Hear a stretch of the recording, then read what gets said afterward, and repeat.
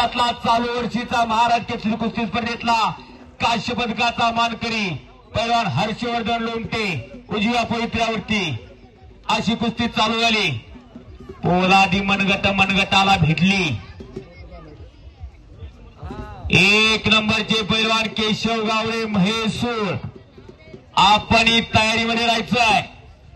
आपापल्या मशिनरीत तापून तयार राहायचं. दोन्ही पैलवान नोंद घ्या. डोक्याला डोकं लागलं. डोक्यातले विचार चक्र गरगर गरगर गर फिरायला लागली. आता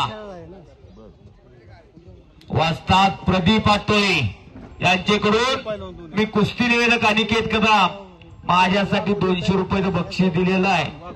माझी बॅटरी डाऊन झालेली चार्ज केलेली आहे त्यांनी. कुस्ती कॉमेंट्री हा माझा पराक्रम नव्हे.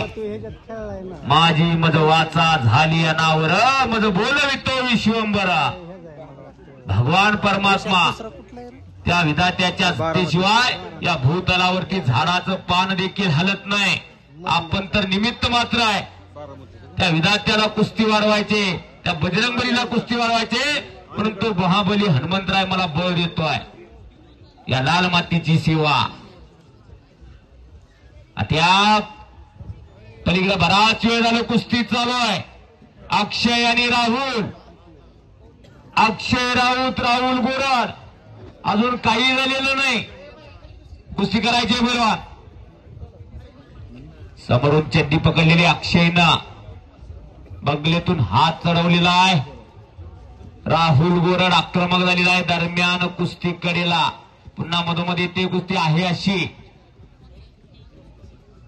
इकडे रोहन आणि हर्षवर्धन अशी कुस्ती चालू आहे. बल्लंड ताकदीची दोन्ही पोरं एकमेकांसमोर ठाकलेले. 120 किलो वजन आहे त्या पोराचं रोहन जाधवचं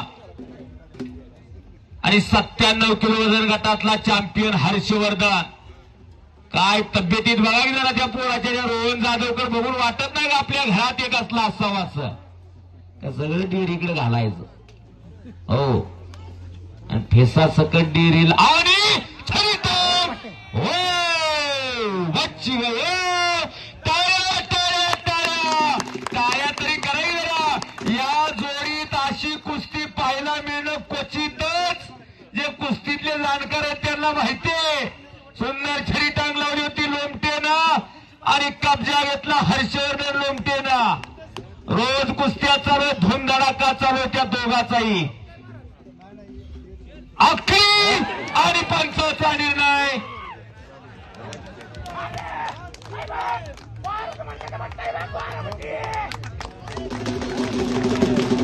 विजय मल्लांचं हार्दिक